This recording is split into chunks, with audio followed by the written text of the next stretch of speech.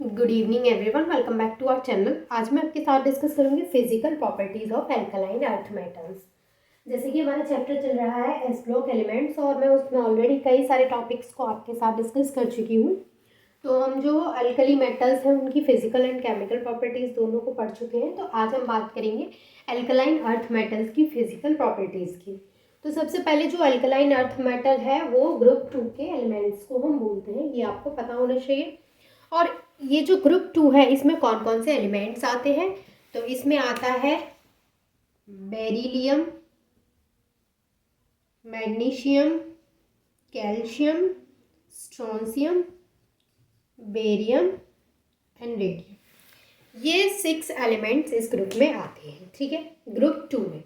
अब इन्हीं की हम आज फिजिकल प्रॉपर्टीज़ की बात करेंगे। तो सबसे पहले जो हम इसकी फिजिकल प्रॉपर्टी की बात करेंगे उसमें हम बात करेंगे इनके कलर की।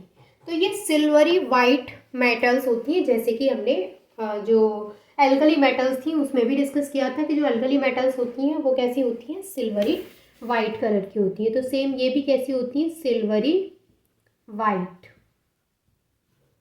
ये सिल्वरी वाइट कलर की मेटल्स होती हैं। इनके ऊपर ना ग्रेइश वाइट लस्टर होती है। इन पे कैसी होती है, ग्रेइश वाइट लस्टर, यानी एक शाइनिंग होती है इनके ऊपर। लस्टर का मतलब होता है साइन से, तो इनके ऊपर एक साइन होती है। अब इनके ऊपर जो शाइन होती है इसको मैंने आपको पहले भी बताया है। जब एल्कली मेटल्स की हम प्रॉपर्टी देख रहे थे तो वहाँ पे मैंने आपको बताया था कि वो भी सेम ऐसे ही उनके ऊपर भी एक शाइन होती है, वो जो मेटल्स होती है। बट होता क्या है कि जो इनकी जो शाइन है वो चली जाती है। वो किसकी वजह से चली जाती है, सरफेस ऑक्सीडेशन की वजह से, ठीक है। तो यहाँ पे ये पॉइंट भी आपको याद रखना है कि इनके ऊपर एक लस्टर तो होती है, बट वो सरफेस ऑक्सीडेशन की वजह से क्या हो जाती है, वो मतलब एकदम फेड हो जाती है, ठीक है ना। और अगर हम इनके नेचर की बात करें तो ये भी एल्कली मेटल्स की तरह सॉफ्ट होती हैं, बट एल्कली मेटल्स के कंपैरिजन में ये हार्ड होती हैं, ठीक है। तो हम यहाँ पे बोलेंगे कि इनका नेचर भी कैसा होता है, सॉफ्ट नेचर की होती हैं ये भी।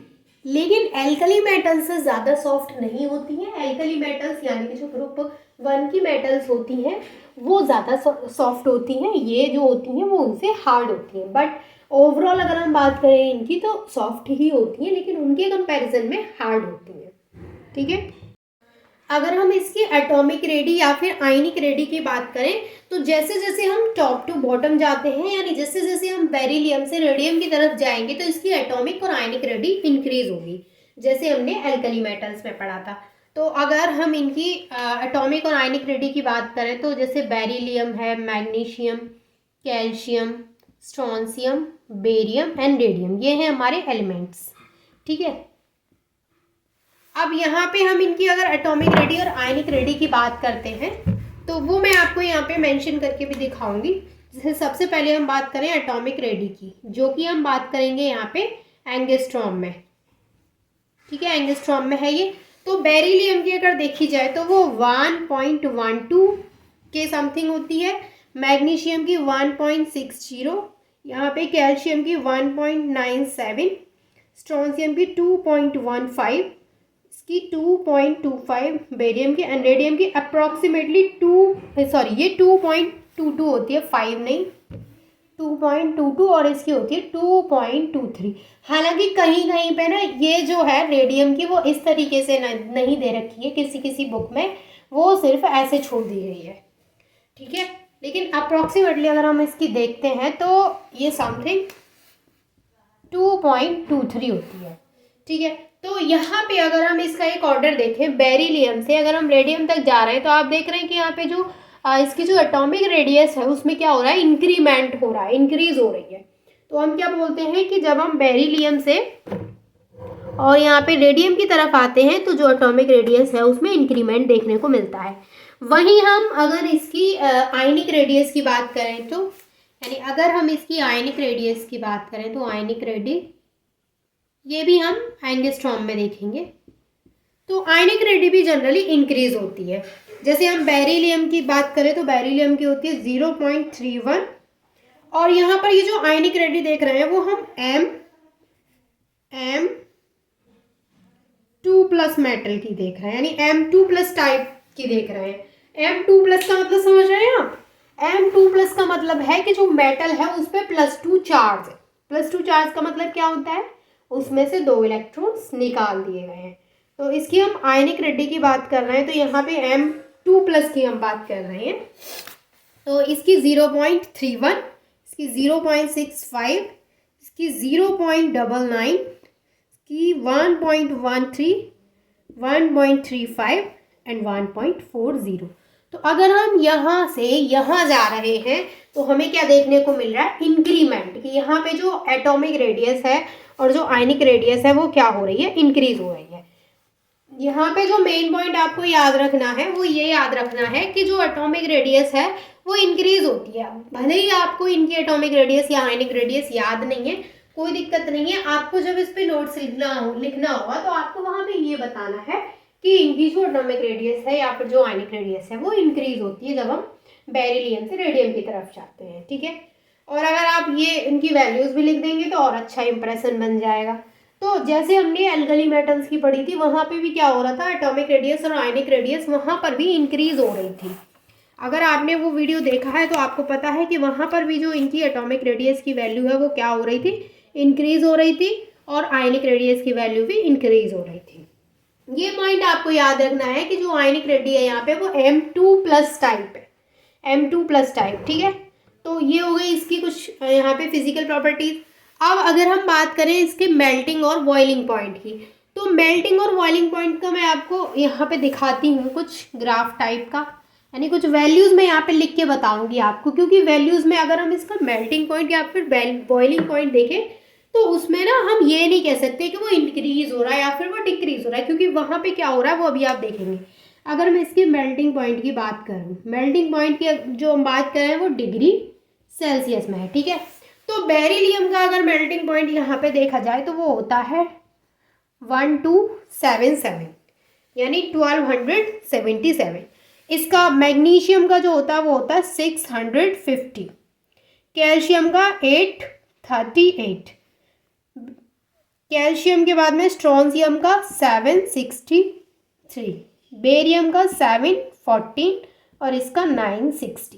अब इसकी वैल्यू अगर आप देखें तो आप यहाँ पे एक चीज़ देख पा रहे हैं कि यहाँ पे जो वैल्यू है वो 1277 है। तो यहाँ तक हम आए तो क्या हुई? डिक्रीज हुई है। तो हम बोले डिक्रीज हुई है, लेकिन फिर आगे हमने देखा तो यहाँ पे इसके जो मेल्टिंग पॉइंट की वैल्यू है वो इंक्रीज हो गई है, फिर यहाँ पे डिक्रीज हो गई है, यहाँ भी डिक्रीज हो गई है, फिर यहाँ पे इंक्रीज हो गई है। तो जो मेल्टिंग पॉइंट है उसको ना तो हम उसमें हम इस तरीके से बोल सकते हैं कि जो मेल्टिंग पॉइंट है उसकी वैल्यू पहले डिक्रीज हुई है, फिर इंक्रीज हुई है, फिर डिक्रीज हुई है एंड देन फिर से इंक्रीज हुई है। इस तरीके से कुछ मेल्टिंग पॉइंट की हमें यहाँ पे वैल्यू मिली है।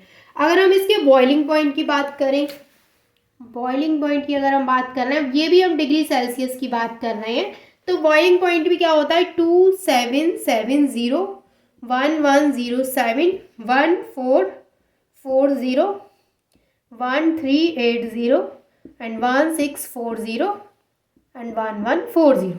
अगर हम यहाँ पर देखें तो यहाँ पर भी कोई सीक्वेंस नहीं है। यहाँ पे क्या हुआ है? पहले डिक्रीज हुई है, यानी यहाँ से यहाँ तक आने में डिक्रीज हुई है, फिर यहाँ इंक्रीज हो गई है, और फिर यहाँ से यहाँ तक, यहाँ से यहाँ फिर से डिक्रीज है, यहाँ फिर इंक्रीज हो गई, फिर यहाँ पे डिक्रीज हो गई। तो मेल्टिंग पॉइंट और बॉइलिंग पॉइंट में ये थोड़ा सा यहाँ पे झोल है। तो इनमें क्या होता है कि अगर MCQ बेस्ड रहा तो बहुत ज़्यादा मतलब डिटेल में अगर पूछा गया तो इनकी वैल्यूज आपसे पूछी जा सकती हैं, ठीक है। तो अगर आपको मान के चलिए पहली वैल्यू पता है तो आप दूसरी वैल्यू को तुक्का नहीं लगा सकते कि दूसरी वैल्यू कम होगी या फिर ज़्यादा होगी। वो सिर्फ आप तभी लगा सकते हैं जब आपने थोड़ा बहुत पढ़ा हो, आपको पता हो कि पहले डिक्रीज हुआ, फिर इंक्रीज हुआ, फिर डिक्रीज हुआ, फिर इंक्रीज हुआ, फिर डिक्रीज हुआ। यानी यहाँ पर इसका बॉइलिंग पॉइंट याद करने का सबसे बढ़िया तरीका है कि पहली अगर आपको याद है कि पहले हमारी ज़्यादा वैल्यू है, पहले डिक्रीज हुआ है, फिर इंक्रीज हुआ है, फिर डिक्रीज हुआ है, फिर इंक्रीज हुआ है, फिर डिक्रीज हुआ है, ठीक है। इस तरीके से इसके बॉइलिंग पॉइंट और मेल्टिंग पॉइंट की वैल्यू हम पता कर सकते हैं। बट यहाँ पर कोई रेगुलर ट्रेंड हमें देखने को नहीं मिला है कि हम बोलें कि यहाँ पे कोई रेगुलर ट्रेंड है कि जिसको हम बोले कि इंक्रीज या फिर डिक्रीज। यहाँ पे क्या है, कहीं इंक्रीज कहीं डिक्रीज, कहीं इंक्रीज कहीं डिक्रीज, कुछ इस तरीके से यहाँ पे हमें ये देखने को मिला है, ठीक है।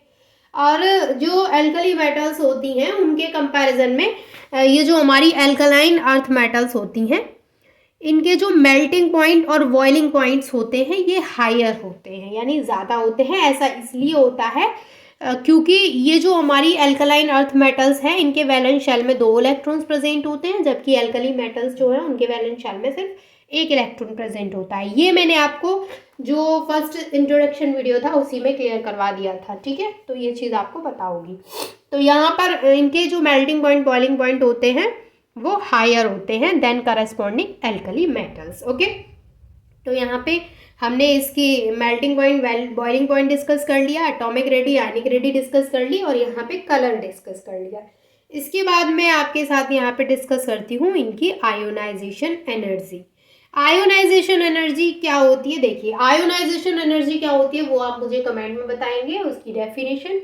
तो यहाँ पे मैं आपको बताऊंगी कि फर्स्ट आयोनाइजेशन एनर्जी और सेकेंड आयोनाइजेशन एनर्जी की वैल्यू इन एलिमेंट्स के लिए क्या होगी, यानी इन मेटल्स के लिए फर्स्ट आयोनाइजेशन एनर्जी और सेकेंड आयोनाइजेशन एनर्जी की वैल्यू क्या होगी। अब आयोनाइजेशन एनर्जी जो होती है उसकी डेफिनेशन क्या होती है वो आप मुझे कमेंट करके बताएंगे। अगर आपको नहीं पता है तो फिर आप मुझसे पूछ सकते हैं, ठीक है। तो चलिए अब हम बात करते हैं इसकी आयोनाइजेशन एनर्जी की। और वैसे मैंने आयोनाइजेशन एनर्जी पे एक सेपरेट वीडियो बना भी रखा है, अगर आप सर्च करेंगे आयोनाइजेशन एनर्जी कैची स्टडी तो आपको मिल जाएगा, तो आपको पता चल जाएगा कि जो आयोनाइजेशन एनर्जी है वो क्या होती है। अब देखिए अगर हम इसकी फर्स्ट आयोनाइजेशन एनर्जी की बात करें, फर्स्ट आयोनाइजेशन एनर्जी, तो फर्स्ट आयोनाइजेशन एनर्जी की जो वैल्यू है सबसे पहले मैं आपको बता देती हूँ, ये इलेक्ट्रॉन वोल्ट में है, ईवी में हम इसको बताएंगे। तो यहाँ पर जो फर्स्ट आयोनाइजेशन एनर्जी की वैल्यू है वो इसके लिए बेरिलियम के लिए है 9.32, इसके लिए 7.64, 6.11, 5.70, 5.2 एंड 5.3। यहाँ पे एक रेगुलर ट्रेंड फॉलो हो रहा है। यहाँ पे जो फर्स्ट आयोनाइजेशन एनर्जी है उसकी वैल्यू क्या हो रही है, डिक्रीज हो रही है बेरिलियम से रेडियम तक जाने में। अगर हम सेकेंड आयोनाइजेशन एनर्जी की वैल्यू की बात करें, second ionization energy, second ionization energy की वैल्यू की बात करें तो वो होती है 18.21, इसके लिए 15.03, इसके लिए 11.87, इसके लिए 11.0 एंड यहाँ 10.0, यहाँ पे 10.1। यानी यहाँ पर भी अगर आप एक चीज़ देखें तो यहाँ पर भी क्या हो रही है, वो डिक्रीज हुई है। ये 10.0 10.1 ये भी क्या है, सिमिलर ही है, ठीक है। तो यहाँ पर क्या है कि एक रेगुलर ट्रेंड फॉलो हो रहा है, यहाँ पे क्या हो रहा है, डिक्रीमेंट शो हो रहा है। लेकिन अगर आप एक चीज़ देखें तो फर्स्ट आयोनाइजेशन एनर्जी की जो वैल्यू है वो कम है as compare to second ionization. तो ऐसा क्यों है आप बता सकते हैं। अगर आपको आयोनाइजेशन एनर्जी की डेफिनेशन आती है, अगर आपको पता है कि आयोनाइजेशन एनर्जी क्या होती है, तो उसी केस में आप बता सकते हैं कि फर्स्ट आयोनाइजेशन एनर्जी की वैल्यू कम क्यों है and then second ionization energy की वैल्यू ज़्यादा क्यों है। अगर आपको आती है तो ज़रूर बताइएगा, अगर नहीं आती है तो जा करके पढ़िएगा। आई होप कि यहाँ तक सारी चीज़ें आपको क्लियर हैं। अगर कोई डाउट है तो वो आप मुझसे कमेंट करके पूछ सकते हैं। और कल हम बात करेंगे इसकी केमिकल प्रॉपर्टीज़ की। एंड आई होप यहाँ तक तो सारी चीज़ें क्लियर हो गई होंगी। And thank you so much for watching this video.